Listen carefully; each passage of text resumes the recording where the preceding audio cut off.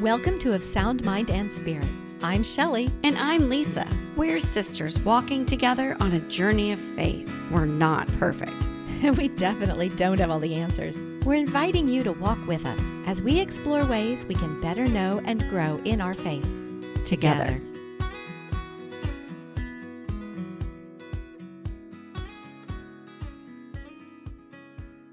Welcome back to another episode from Of Sound Mind and Spirit. Hello, Lisa. Hi, Shelley.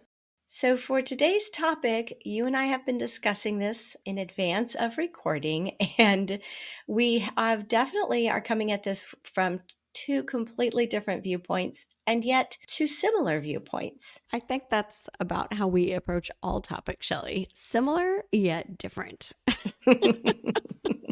That's the part about being sisters.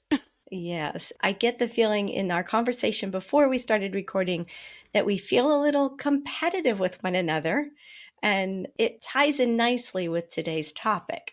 You're saying that we both want to win at podcasting? Well, I don't know if it's win at podcasting or if it's just make sure our run scores, our run crosses the home plate, or in your case, goal. Yeah. Can you tell dear listener what we're talking about? Could it be sports? Can you tell we play different ones? We don't play sports. Let's be honest, Let's put it this way. Can you tell our families are involved in different sports? Yeah, our children play sports. We do not play sports. So anyway, Lisa, today we thought we would discuss why our children play sports and what we've learned from it. Since we're both very experienced, I was going to say baseball mom, but or softball mom, but you have to say soccer mom. Yes, I have no experience in baseball. And she really doesn't understand the game. Yeah, that is true. No, we both have a lot of experience with our kids playing sports, and we have a lot of experience being being sports parents, being sports moms. And unfortunately, there's a lot to learn. And even with all of our years of experience, I can speak for myself, Shelley. I still have things I need to work on and learn as a sports mom because I'm not perfect and I have made many, many mistakes on the sidelines. I still have one actively in ball, so you'll forgive me if I don't incriminate myself on some things that I say. So I may pass on a couple of stories about my current player, but I'm willing to talk about lessons I've learned with the older ones. I still have one playing too, but I don't have any secrets, so that's fine. I guess the first question really is, why did we encourage our children to play sports? I don't know if it was an encourage for us as much as it was something to do. It was just, I didn't play sports. My husband did. And when the time came when they were each little, we signed them up for just the league in the neighborhood for soccer. My husband also played sports, but you and we both danced. I put my oldest daughter into dance when she was young. And then after she did that for a few years, we tried a whole round of different sports. And she finally settled on softball and then equestrian. Well, a younger sister behind her started playing softball then at a very young age. And that means that much younger brother grew up literally on a softball field. He has been exposed to a variety of sports. So we've tried very hard to touch a lot of different sports to see what stuck. Yeah, I think that's important. I mean, that's the way to do it, right? Is to expose them to many, not just sports, but many, many different activities and see where they are led. All three of ours did swim team and the girls did dance. Two of them did piano. We've had scouts. There's been a whole host of activities and they each kind of found where they clicked and belonged. So for two of ours, it ended up being soccer for a very long time. One of the things I really wanted our children to learn by enrolling them in sports was, I really wanted them to have a very healthy, active physical development. I wanted them to learn coordination. And honest to goodness, I didn't care what area it was in, whether it was dance or soccer or baseball, softball. That part wasn't as important to me. I just wanted them to have a very healthy, active lifestyle. I would agree with that, that was important just to, especially for me, for getting outside, moving, maybe team sport, being around other people, learning how to, because honestly, we all know from working and going to school with all the group projects, I think that learning to work as a team is really, really important. It's a skill that you'll need your whole life. And so, that did factor a little bit into my decisions too, as to where we put them. And learning how to be a good team player will help to develop good sportsmanship, commitment, compassion with others. They'll learn to rely on and support others. You're right. That is what team sports provide, the learning how to work well with others and communicate and committing for the good of the team, and then learning how to be a leader within the team. Well, I have a really good quote, Lisa, about sports that actually comes from an unusual source. This one comes from Pope Pius XII, who, in his own respect, was an athlete, a boxer, a mountaineer before he became Pope. And he once said, "Sports are a school of loyalty, courage, endurance, resoluteness, universal brotherhood, all natural virtues, but which provide the supernatural virtues with a solid foundation and prepare us to bear the burden of the most serious responsibilities without weakness." And when I look back at that list of virtues, it occurs to me that yes, being exposed to sports and learning each of these does really give us a solid foundation for the rest of our life. I mean, if you think about how sports teach a child perseverance, that never give up virtue. How many times have you put a kid into a sport and they want to quit after 6 weeks? Mm-hmm. I had one of those. And did you just say, "That's it, we're just going to walk away, it's only October"? No, we did not. We made her finish out the season. Though I will say, I wish I had, this is back to what I learned. I wish I had really paid attention to why she didn't want to finish out the season. That would have really been helpful rather than just force her to stick it out. And that is one of those things you learn as a parent that you wish you'd learned earlier. But at the time, you were trying to teach her perseverance. Yes. And she did. She never played again. But she found other ways to express herself and stay active. Oh, yeah. She realized that her heart was really in the fine arts, in singing especially. Well, you mentioned that list and that quote. And what I love about this is that a lot of the qualities that you want your kids to take away from playing sports and what they learn in playing sports can really be applied to their faith journey.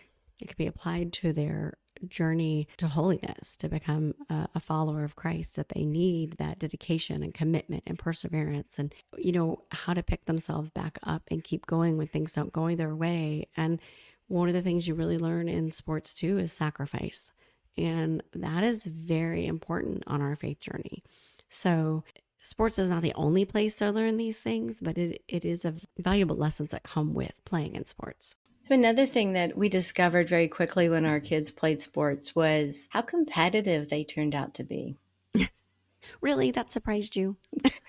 A little Have bit, you met our yes. family?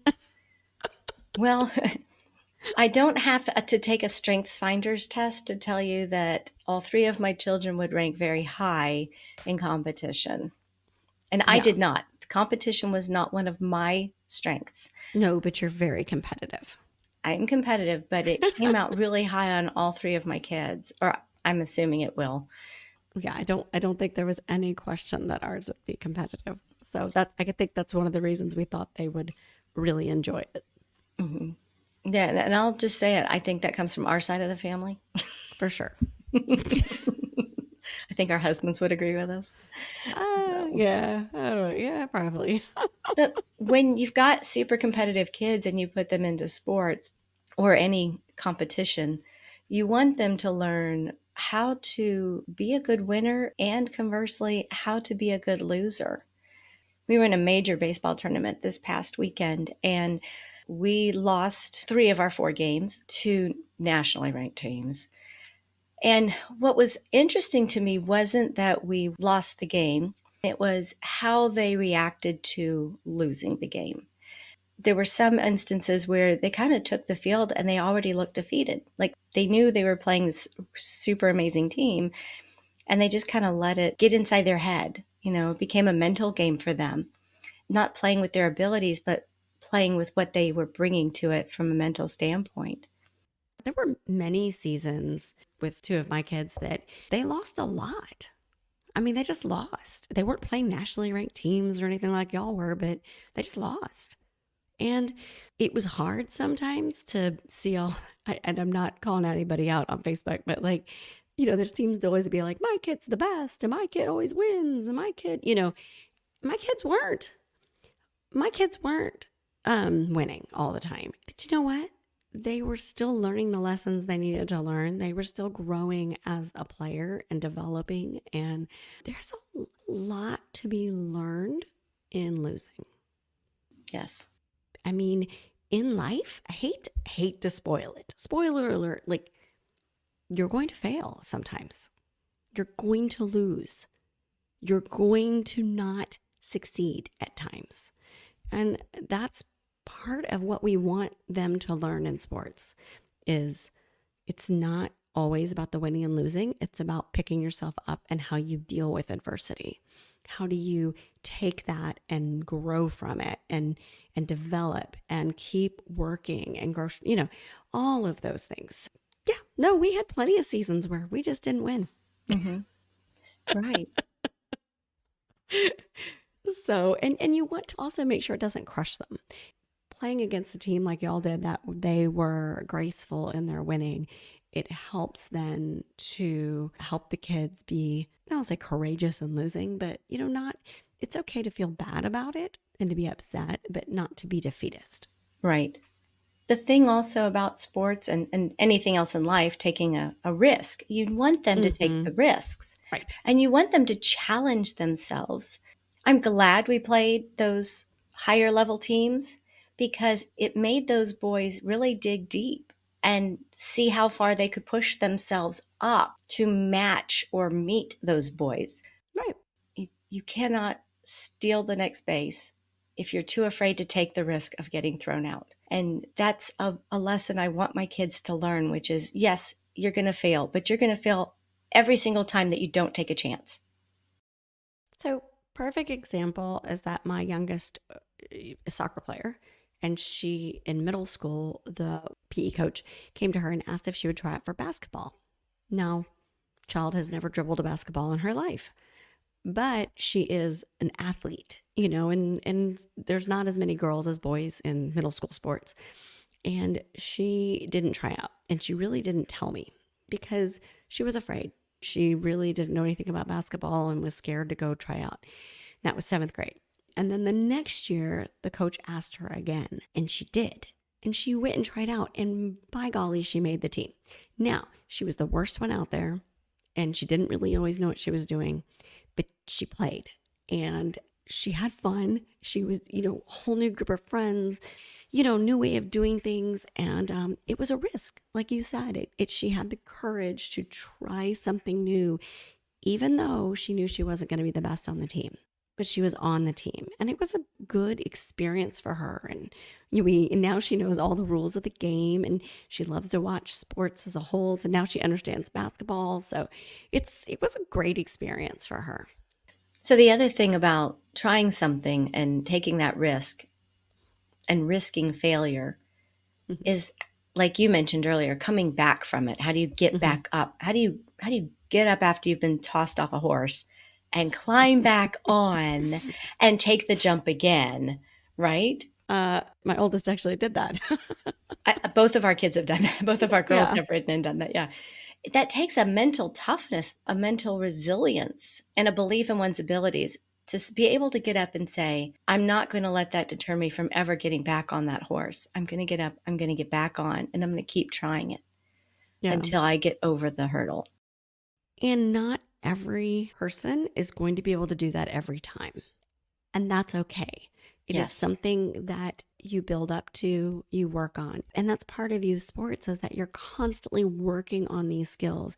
It's not like something happens and they don't have that toughness and you're like, oh, well, you can't be an athlete, No, yeah, got another game, you've got another ride, something else. And you just keep working on these skills and growing.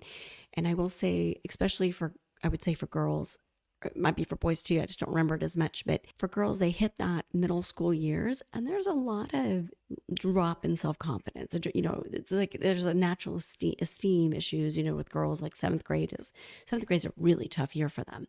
So sometimes they might be doing really well, and then it takes a hit, and then you work on it, and it comes back, and it can be a really beautiful thing. That's part of what I love about watching them play is the peaks, the valleys, and seeing them try again and do better. And it really, really is just a metaphor for life. Just keep Yes. picking yourself back up and trying again. And I want to toss out a resource, Lisa. I know I gave this book to one of your daughters, but my daughter, when she played softball, she had a coach who had played in the Olympics and had 2 gold medals, etc. But she made every single one of those girls on the team do a book study. And at first, we were inexperienced athlete parents. We didn't know what was going on. Well, my husband did. I didn't. And but I wanted to give the book out. It's Mind Gym, an athlete's guide to inner excellence. And it's all about building a mental muscle. It's about getting yourself mentally strong to be able to go through not just the sport that you're in, because sometimes you can get in your head, but also life. I do recommend that book. We've read it many times. I will say that the mental aspect of the game, that's not something I really ever thought about. And we didn't have coaches who talked about that, or that sounds like a real gift that coach provided for the girls, because that's not really something they focused on and talked about. And I really wish that's something I'd learned much, much earlier with my kids. So, the last reason for our kids to play sports, and this one surprised me, Lisa. I don't know why, but I wasn't expecting this one. And that was building community. You put a kid in a sports team, they don't just make friends on the team and get to know people on the team. We get to know people on the team also. We get to know other parents. I'm sure you've experienced that. I would broaden it, and not just on that team, but they make friends with the kids they play against, which sounds bizarre, but at least in the soccer world, you play against the same kids over and over. When they play school ball, they play against their club teammates. Like Yep. it's very interconnected. And we played, it was called ODP. We played that for a little while, which picked up from all of South Texas soccer. And so she would have teammates that played on other club teams and different high schools. And you're right, just really broad community. And I'm not going to sit here and pretend that all those girls got along, because they're We know like, that. no, they didn't. But she found, and they stay connected on social and everything, even after they're no longer competing against or with one another. I guess I expected it from to some way, but you're right that my husband and I found really great friends from other parents that especially our son played with for years. And Mhm. that was a surprise. We had the same experience with our daughter, and we have it especially right now with our son. And that is that they've played on different teams. So when we go to play, it's, oh, hey, so and so's on this team. And you run around the corner to go say hi to the mom, and y'all catch up, and the boys Mm-hmm. are like, hey, sup, bruh. And I can say that because my kids don't listen to us. So, Something else I'll add when you said brings people together. So, playing a sport also, not all kids, but most kids then like to watch the sport. And that brings its own community. I mean, really, across the globe, people watch sports. They play sports, they watch sports. I mean, some sports are more common across the world than others, but it is so cool to meet people from elsewhere, and you're like, what's your favorite team? Who's your favorite player? They really get into it, and I absolutely love that. It's been really cool to see that connection, where they talk about scores. And again, I don't really follow a lot of sports except for soccer, so I just think it's neat to watch my kids get involved in all of that. well, I have another quote for you, Lisa. I found this one, and this is a saint you're going to know, and this is our beloved Saint Pope John Paul II. And he once said in 2000 in a homily called Jubilee of Sports People, which who knew that a pope gave a homily called Jubilee of Sports People? That's Sports funny. people. He said they are called to make sports an opportunity for meeting and dialogue over and above every barrier of language, race, or culture.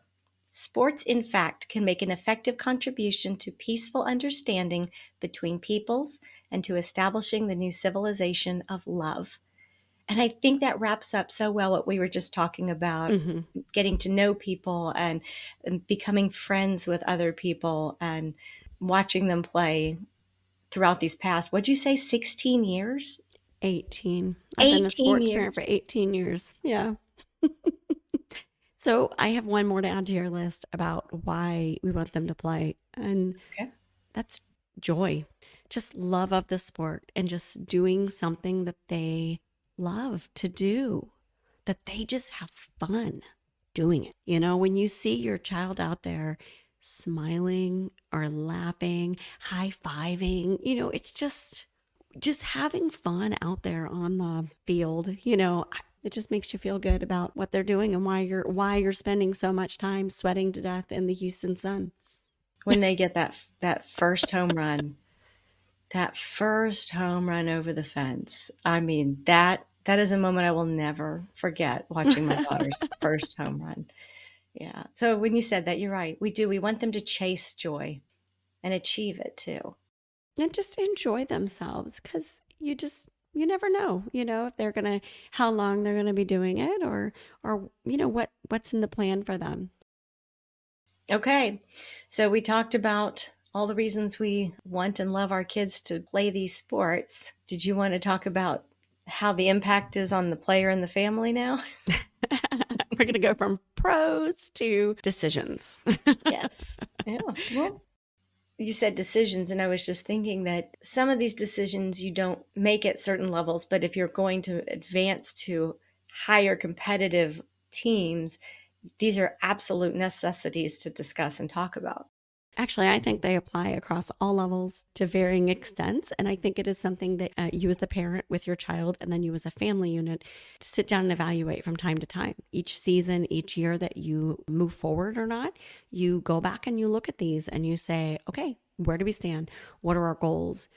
What are we willing to commitment to put in, sacrifice to give up? Where do we stand on all this? True. So for me, some of the decisions the player has to make, and of course, depending on their age, a lot of it is how much are you helping them make this decision? Because it is their sport, not ours.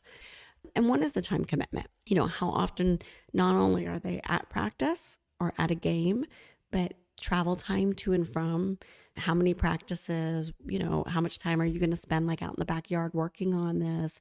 Those are all things you have to take into consideration, not just it's a 1 hour a week practice or whatever. Are you playing one sport? Are you playing multiple sports? Do you want to play one sport? Do you want to play multiple sports?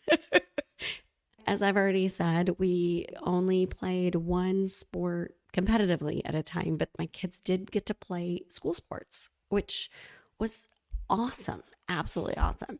And we did have to give some things up that we tried and it didn't work and they couldn't do both things at one time. So it's a process and you have to work with it. When my son this past year wanted to play school football and he had fall baseball, we sat down with him and discussed that schedule and what it was going to look like. And we asked him, this is going to be hard. I wanted to give him the opportunity to experience it so that he would know what he was capable of, so that when we come back around to decisions like this again, he'll have that experience to draw upon and to understand what it's going to take and to know that he can do it, but Mm-hmm. also what it's going to take to do it. Mm-hmm. That's a great point. And then the next one would be the academics. In our house, academics is more important than sports. And making, not just making your grades, but being able to do what you want with academics, whether it is honor societies, clubs, volunteer commitments. My youngest does academic competitions, which is difficult at times with sports. And so you have to think through, where are you placing a priority on what? academics, homework time, homework, because there's certain years that are real tough years for homework. So the next one would be social. Sports is a great social outlet, but it also at times can conflict with social things at school or in the neighborhood or scouts or, whatever else you have going on. And I'm not saying good or bad. It's something to be aware of, and you help them work through it and you evaluate as you go. And then as they get older, they learn to advocate for themselves if it's something that they want to do. I'm so glad that my daughter did this. She missed homecoming her sophomore and junior year to play softball. There's a big tournament in our area that always seems to land on that weekend. But her senior year, she went to her coach and she said, Coach, it's my senior year and I really want to go to the homecoming dance. I will commit to you playing up until this point on Saturday, and I'll commit to playing all day Sunday. But I really want to, depending on what our game times are, I would like to be excused from the game so that I can go to homecoming. And I said that very poorly, and she said it very well. And they had a very positive conversation. And he said, Thank you for coming in and stating your case and giving me a very well thought out discussion. And he let her go. And I bring it up only because her senior year was 2020. And that was her last homecoming. She missed prom. She missed her whole senior year of softball at school and everything that comes with it. And it was emotionally extremely difficult. So I'm glad that she at least had that memory and that one school event that she got to go to. Mm-hmm. That's great.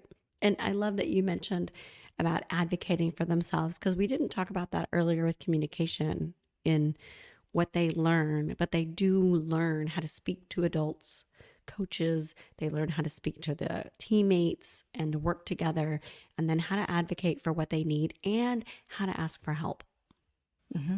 which is really, really important as a person. Decisions to make as a player, I'm going to add anxiety. I have children who suffer from anxiety. And so that has played a very important, part in how we approach sports and school and everything else and how we work. And so sometimes we've done really great with it and sometimes we haven't. But that is something to be aware of, is the why as you're making these decisions. Why is it hard for them? Is it age appropriate difficult, or is there something else going on? And then how to help them go through it and seek the help when they need to, but how to keep them playing if they want to play and make those decisions. I know anxiety is a whole nother topic, but there's a lot there that you have to be aware of. So, all right, here's the one I think is actually a little more difficult, and that is decisions to make as a family. You're right, because sports and any other extracurriculars that take a lot of time and attention affects the family unit as a whole also. Like you were saying when we discussed decisions players make, these are also things that you have to sit down and you have to evaluate. And we do this in our family every season. We did have to sit down and discuss the time commitment, both for the player and for our family. If they want to advance in sports and commit to more and more playing time and practice time and distance time, that can become a very heavy burden on a family. Or even how many sports and what sports they're in, especially depending on how many kids you have. I never had all three overlapping in soccer, which is really, really good. But many years we had two, and it was my husband would take one and I would take the other. And so there wasn't a lot of togetherness, on those Saturdays because we were in different locations. And then when we had two playing competitive, one travel, we weren't even in the same city most of the time. So it really is a discussion you have to make with your spouse. It's a discussion you have to make with the whole family. What are the other siblings doing? If you're busy driving this one around, or you're carting the rest of them to come watch their sibling and they feel like they're just sitting there watching all the time, it's a huge personal discussion that you have to have. My husband and I did that also with multiple kids in sports, but you still want to go out and watch them. So you do have to divide your time. And yeah, it was hard. I missed getting to watch her play. And I have to Mm-hmm. tell you, Lisa, I love to watch my daughter play. I love to watch my son play. And I hated missing every single game. But that's what you have to do sometimes, is you have to divide Mm-hmm. and conquer. On the pro side, we'll say, of the time commitment is that I will say I got to spend a lot of time with my youngest in the car, taking her back and forth, the driving, the out of town, pretty much every other weekend. That we had a routine. We always had to go to Barnes and Noble and get a book, and we had a favorite place we would always eat, and it really was nice. And now, of course, that she's old enough to drive, like she drives herself to practice, and I miss that time. I miss Mhm. that time with her because we, as I've said before on other things, like we solved the problems of the world in the car on those long drives, and we sang songs and just a lot of experience. So I do miss that. I know my husband and my daughter had a real special bond because of that drive, just like you say. Mm-hmm. All right, the third one for decisions to make involves finances because youth sports has gotten very expensive. There's a lot of consideration there how much you're able to spend, and not just able, but kind of priority you're putting on spending that money on one sport or one child versus the others versus you as a family and all of that goes into it. It's a hard discussion. When our middle daughter was, I think, 5 years old, we put her in a little 6U softball rec league. And there were parents there already talking about their daughters getting softball scholarships to college. And I will tell you right now that if you're trying to put your daughter in or your son into a sport to get a financial scholarship at a big D1, save your money.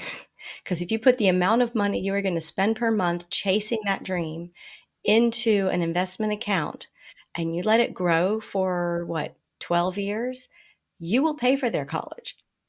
I don't do sports for my kids because I think they're going to get a scholarship. My daughter's scholarship came from academics, but I think that doing sports helped her to decide what was important and develop the resiliency and the competitiveness to achieve the academic goal that she wanted also, if that makes sense. Hmm. I think that's well said. And the next one I have is discussions about your faith and about how you're going to worship as a family. One of the really wonderful things about being Catholic, besides just being Catholic, is that we have many opportunities to go to Mass. It's not just one service a day on a Sunday. So you have, 5, 6 different opportunities at your home parish, and or you can attend Mass anywhere you're traveling. So I have to say that really, really is a blessing, is that it's easy to, not easy, it's still difficult, but it's It's easy to hard find. It's still easy to find a church. It's not always easy to make it work in the crazy schedule. But time-wise. yes. Now the downside you have to think about is that you're not always at your home parish. You're not always worshiping as a family. You're split.